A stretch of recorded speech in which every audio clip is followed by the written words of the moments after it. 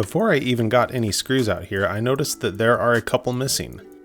And if we look here at the side through this clear case, we can see that in the corners, those pipes go all the way down for the screw to connect to, and here in the middle, they're cut off or broken off, and the screw actually won't reach if we tried to put one in.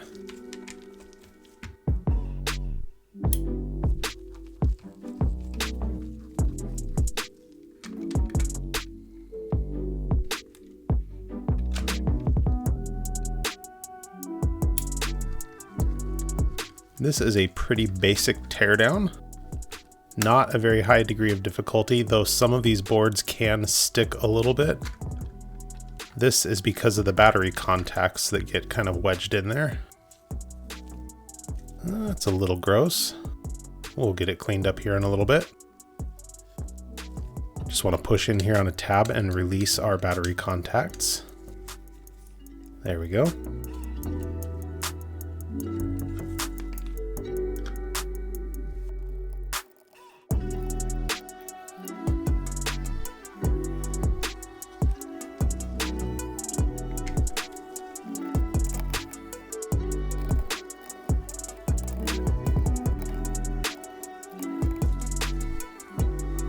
There is an adhesive double-sided piece of tape that goes around the screen where it connects, and that's what I'm trying to release here carefully.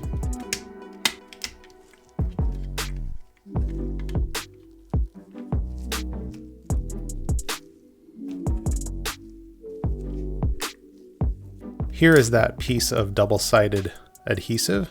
We're going to pull this up carefully. They do get pretty dirty, so we're going to clean it later, but they're totally reusable. Just light, careful pressure evenly.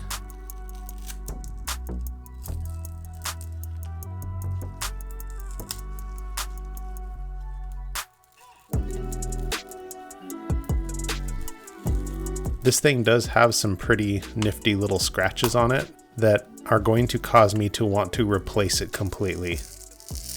But these are not that expensive, and I have quite a few of them right here around our shop, so I'm just going to put a new one on.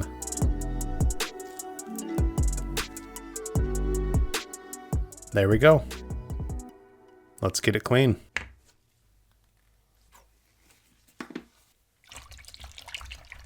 Using nice, very warm water with my Dawn dish detergent.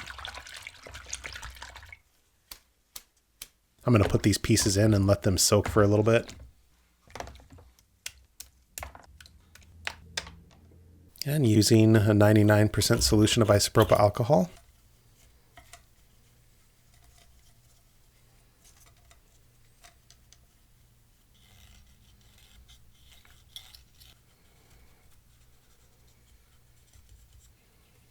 Just cleaning everywhere that I can see here. Dirt, a little bit of stickiness or flux residue from the original soldering that was done.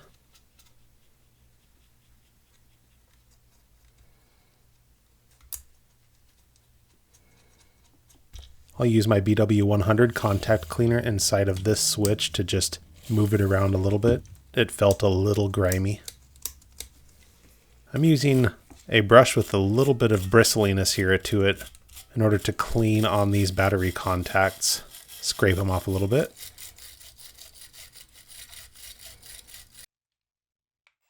And now this air gun machine, little miniature hair dryer, just get the dust off of there.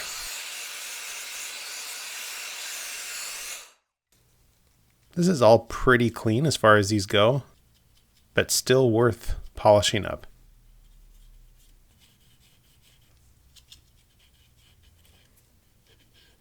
This little plastic membrane that goes over the speaker is always something that collects a lot of grime because of its location and the fact that it's accessible through the little speaker slots on the outer shell.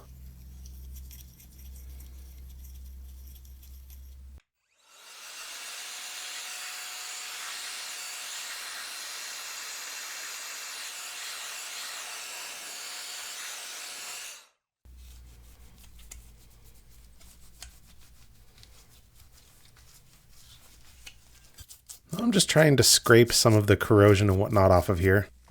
I'm going to try one technique today that I have read about and heard about from some commenters, which is just to use my isopropyl alcohol, since it is a high enough solution to do this with. So I'm getting it kind of soaked and saturated with that IPA and then using my brush. But I want to show you here what it looks like when I'm done here. There was just a little bit of rust that almost seemed to be caused by the IPA, and it makes me not want to try that again in the future. There are other methods that we can get at. I'm just using some IPA as well here on this double-sided sticky adhesive to clean it up, and once it dries, its stickiness should work just fine again.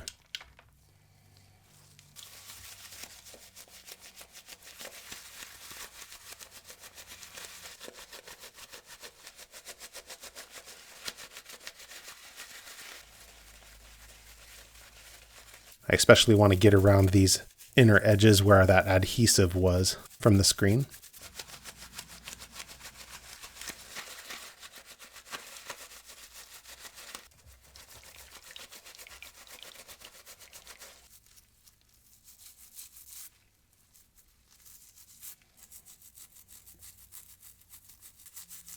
Got to get in these corners.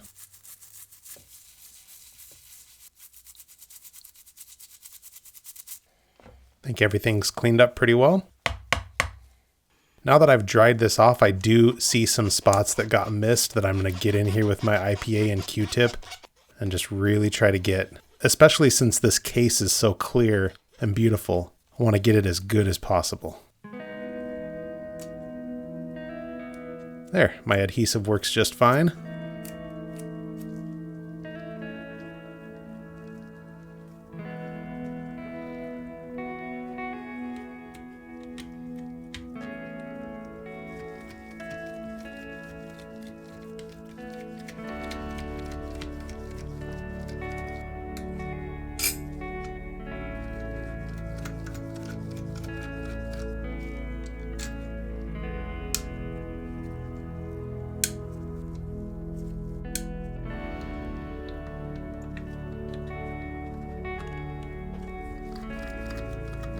Want to make sure to line up this switch in the channel so that it works properly.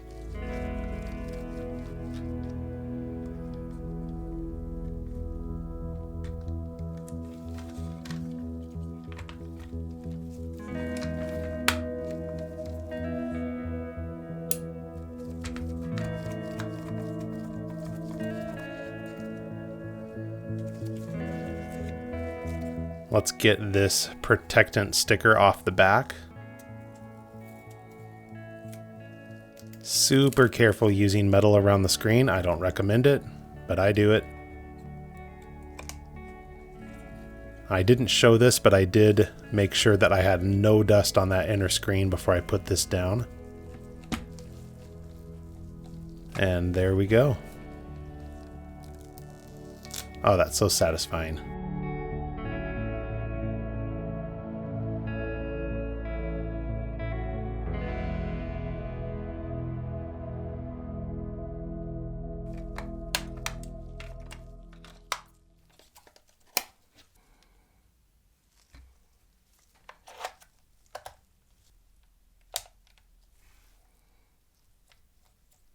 It looks like it's working well. If you like seeing me give a quick clean and restore to this one, you'll probably enjoy the video that YouTube recommends for you up on the screen now if you want to click on that. I appreciate you watching.